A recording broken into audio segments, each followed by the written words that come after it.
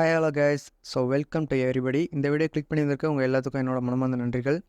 இந்த வீடியோவில் பார்த்தீங்கன்னா நம்ம ஒரு அனிமேட்டட் ஹேம்பர்கர் எப்படி க்ரியேட் பண்ணுறதுன்னு பார்க்கலாம்.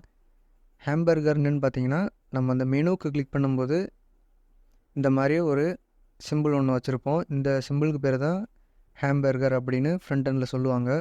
ஸோ தெரியாதவங்க தெரிஞ்சுக்கோங்க.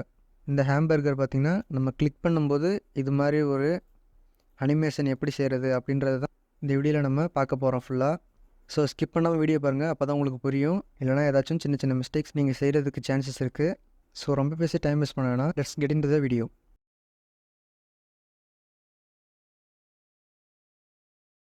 அண்ட் HTML ஃபைலில் பார்த்தீங்கன்னா நான் பேசிக்கான ஒரு HTML டெம்ப்ளேட் ஒன்று க்ரியேட் பண்ணி வச்சுருக்கேன்.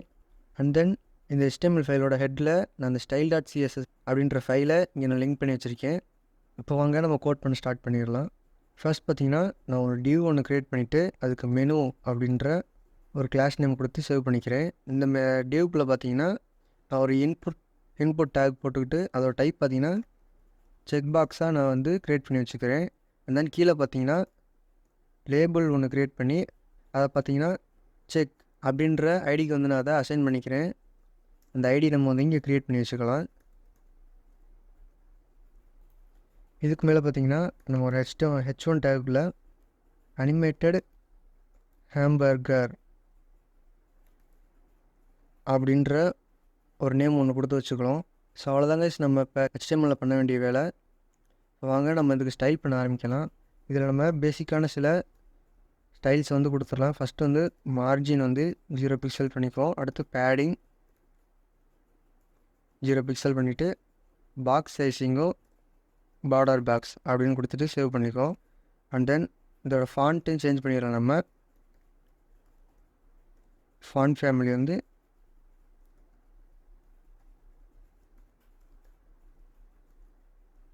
சான்ஸ் ஷெரீஃப் அப்படின்னு கொடுத்துட்டு சேவ் பண்ணிக்கிட்டேன்.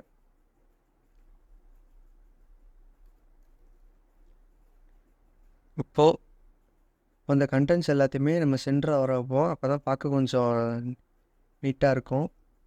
அதுக்கு நான் பாடியை செலக்ட் பண்ணிவிட்டு டிஸ்பிளே ஃப்ளெக்ஸ் அப்படின்னு கொடுத்துட்டு align item center and justify content center கொடுத்துட்டு மினிமம் ஹைட் வந்து 100 பேஜ் கொடுத்துக்கிறேன். இப்போ நமக்கு இந்த இடம் சென்டர் அலைனாக இருக்குது. நம்ம பேக்ரவுண்ட் ஒன்று ஆட் பண்ணிடலாம். பேக்ரவுண்ட் கலர் வேணால் நார்மல் பேக்ரவுண்ட் யூஸ் பண்ணோம்னா நம்மளால் லீனியர் கிரேடியன்ட் வந்து நம்மளால் யூஸ் பண்ண முடியும். லீனியர் கிரேடியன்ட் அதில் பார்த்திங்கன்னா 45 டெக் கொடுத்துட்டு ஃபர்ஸ்ட் வந்து நான்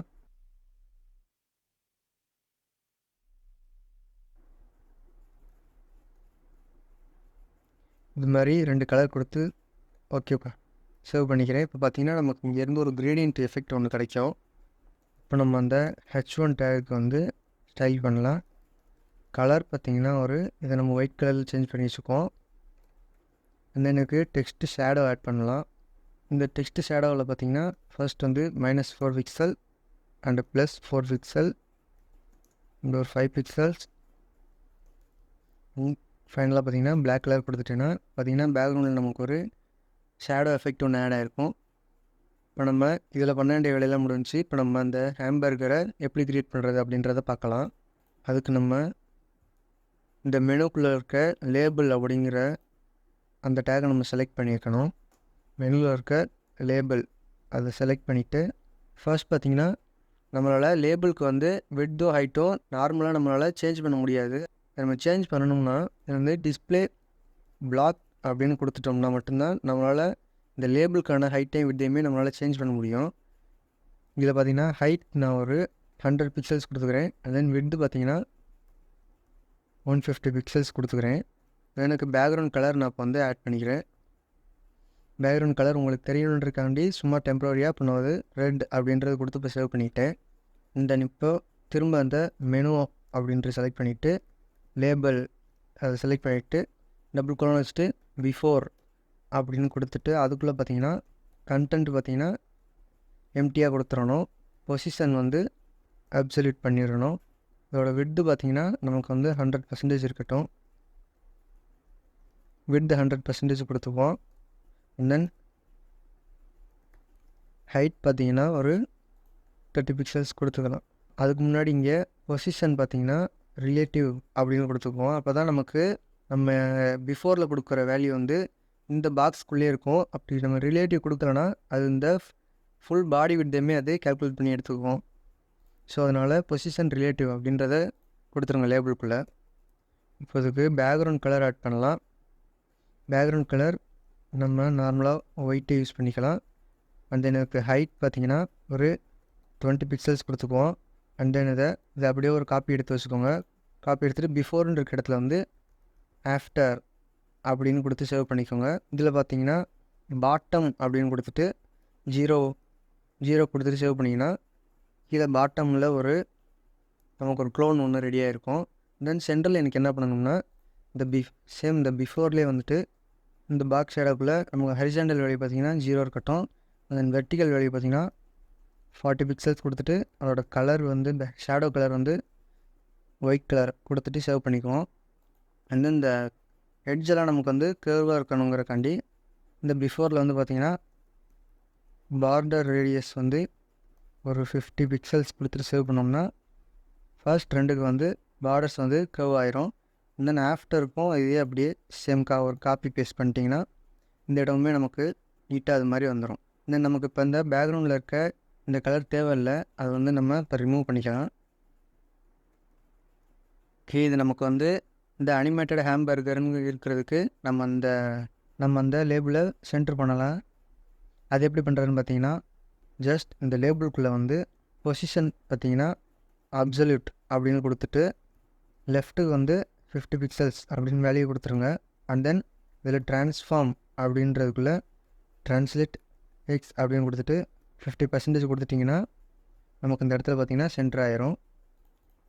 தென் இதை நம்ம கிளிக் பண்ணும்போது ஒரு அனிமேஷன் எப்படி கொண்டு வரது அப்படின்றத பார்த்துக்கலாம்.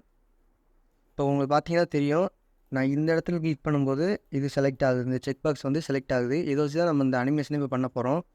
இது எதனால் நடக்குதுன்னா நம்ம அந்த இன்புட்டுக்கு ஒரு ஐடி கொடுத்து அந்த ஐடியை வந்து லேபிளுக்கு அசைன் பண்ணனால இது நமக்கு இப்போ ஒர்க் ஆகுது.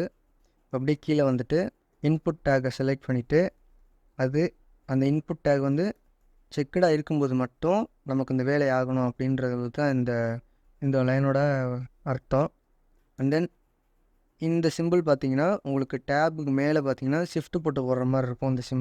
இந்த சிம்பிள் போட்டுட்டு லேபிள் பிஃபோர் அப்படின்றத செலக்ட் பண்ணிவிட்டு ட்ரான்ஸ்ஃபார்ம் அப்படின்றத போட்டு ரொட்டேட் அப்படின்ற ஒரு ப்ராப்பர்ட்டி செலக்ட் பண்ணிவிட்டு 45 டெக் அப்படின்னு கொடுத்துட்டிங்கன்னா நமக்கு இந்த செக் பாக்ஸ் இப்போ வந்து செக் ஆகலை.